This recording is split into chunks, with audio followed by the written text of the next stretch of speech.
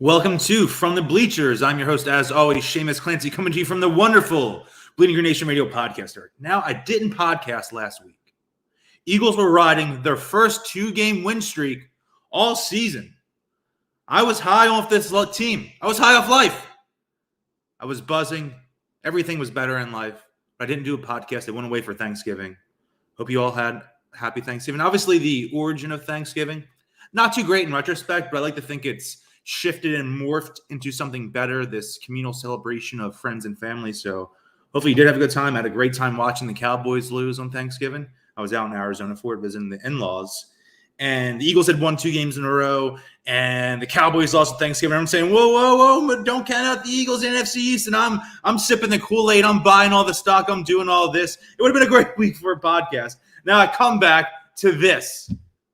A terrible, defeating, disheartening, atrocious, disappointing, embarrassing loss to the New York Giants in the Meadowlands. What can I say? I thought the Eagles might have run the table. It was in the cards. I thought they were certainly going to be 7-6 going into the bye next week. They could still be 6-7.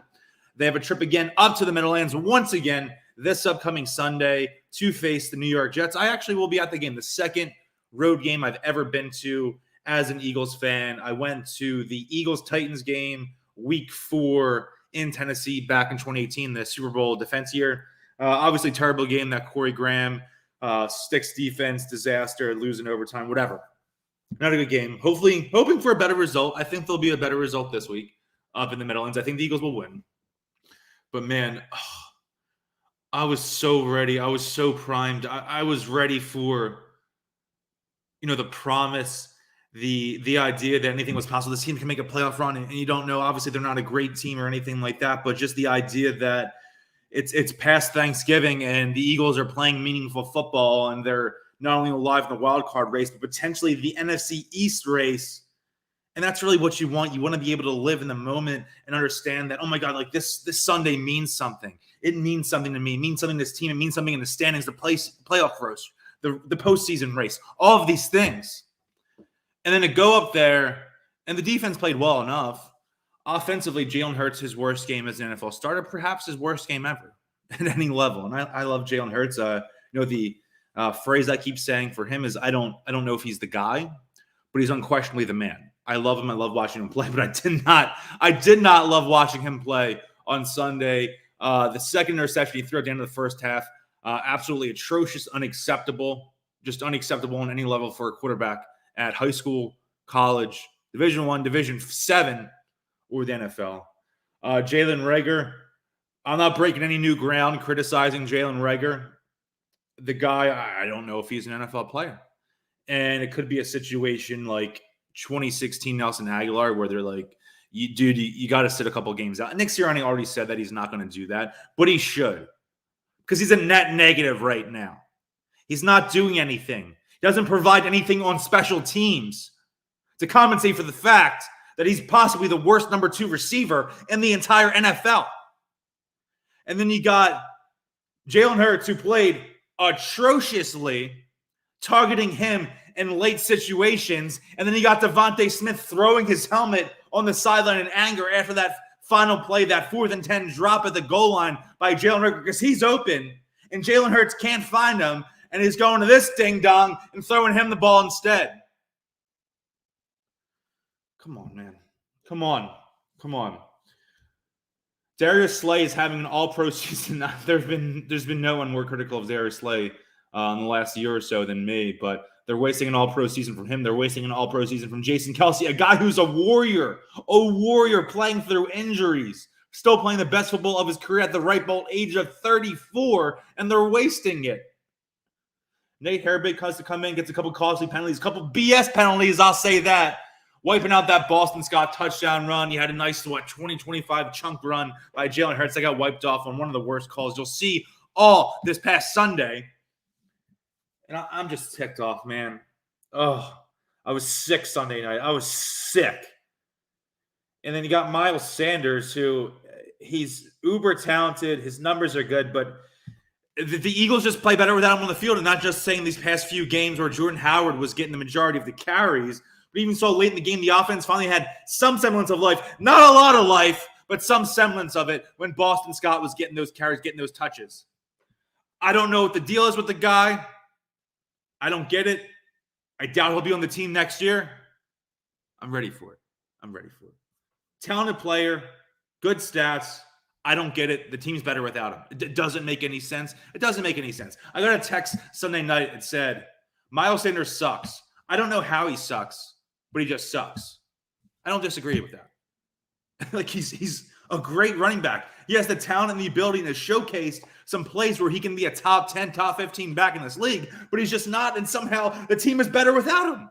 With Boston Scott, a guy they got off the street in 2019. With Jordan Howard, a guy who was on our practice squad the first 7 weeks of the season, had 1.7 yards per carry in 2020. Then he comes in and looks like the second coming of Emmitt Smith. He's better than Emmitt Smith. Emmitt Smith stinks. That's my take. Emmitt Smith stinks. He's better than Emmitt Smith. Oh man, this sucks. This sucks so badly. I don't know. There's no way they could play. Like they played so poorly and they should have won. That's the worst part. It's not like the Raiders game where they got blown the F out and you just knew it was over. This team played their worst football of the season offensively, and the Giants were begging them to come back and win this game, and they simply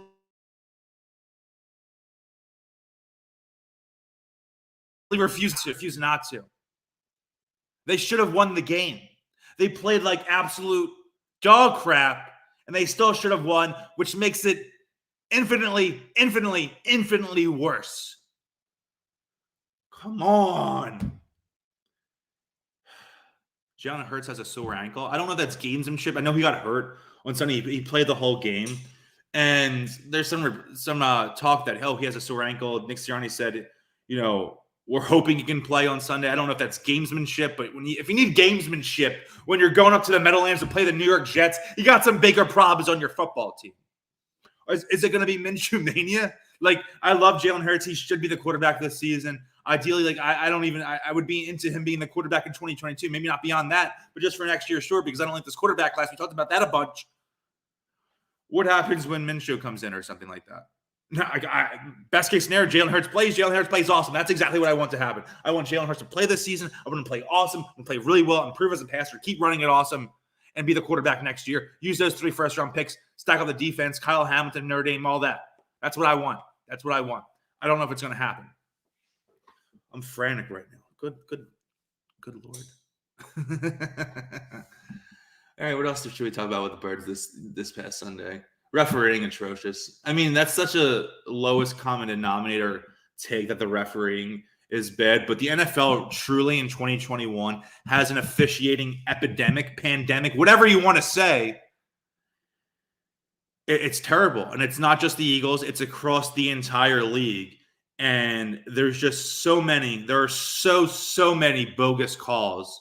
And it just sucks the momentum and the vivacity of the game away from the players, from the teams, from the viewers, most importantly, that it's a disgrace. It's an absolute disgrace. I'm so mad. I'm going to go up the Meadowlands. I'm going to have a good time. Eagles are going to win. These are the lies I tell to myself. So you're going up there. I'm going on one of those bus trips, phillysportstrips.com, I believe. This isn't a sponsored take or anything like that. I had to pay for the trip. But we're leaving Jetro lot at 7 a.m., going up there, all-inclusive. Paid a pretty good price for a ticket for some booze, the tailgate scene, all that food. And I'm excited, going to see some friends from college who are Jets fans. I went to the University of Penn, kind of a, big states are that North Jersey, New York area, as well as, Philadelphia, Pennsylvania area, South Jersey, and then a lot of Florida and California mixed in there. So I knew a lot of Jets fans in college.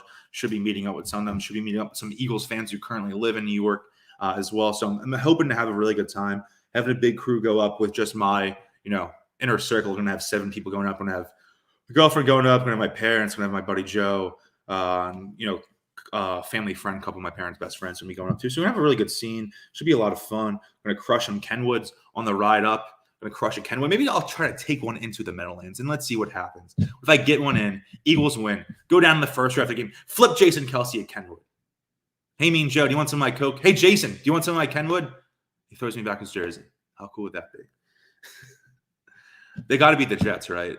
Because they're still alive, which is the worst thing. That I still think they have a decent chance of making the postseason. I'm not looking at the 538 or FPI projections or any of that type of stuff.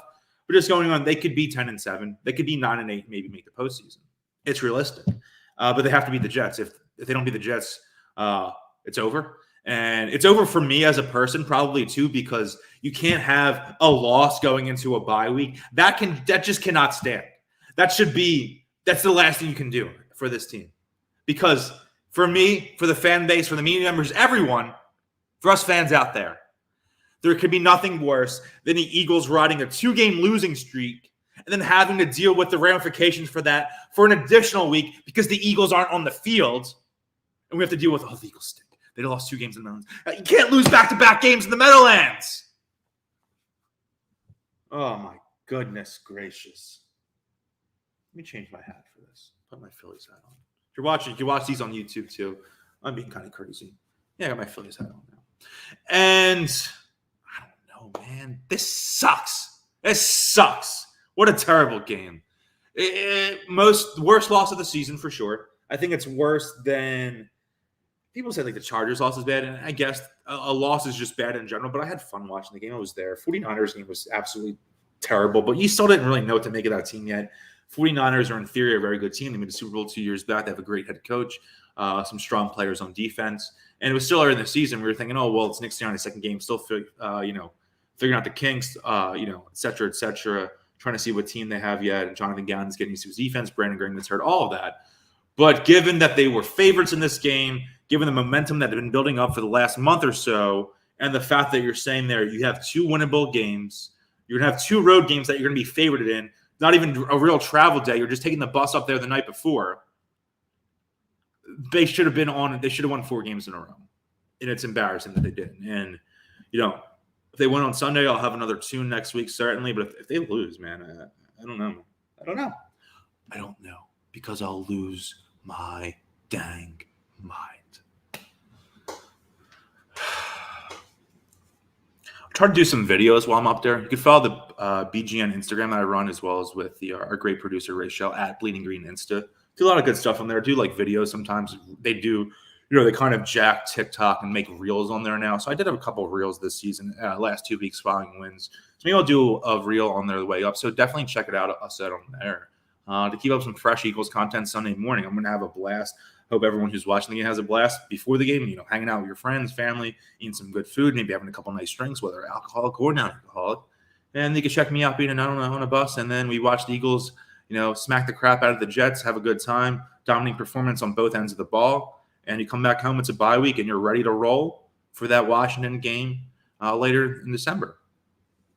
Recording this on Tuesday, November 30th, early in the afternoon. Or otherwise I would have said this month, but when I'm recording this, it's still technically November. Give me meaningful football for as long as possible. That's what I want every season. Obviously, I want to win Super Bowl. But on a more micro level, you can see that, Eagles haven't made the playoffs every year in my life, but throughout college, those years in 2014 and stuff like that, they had chances to make the postseason late. And if I have this suspension of disbelief that the Eagles can be a playoff team into December, that means a lot for me. That means a lot for my psyche. That means a lot for my job, because you're more interested in hearing what I have to say and write and all that stuff when the Eagles are good. And the Eagles think no one really cares.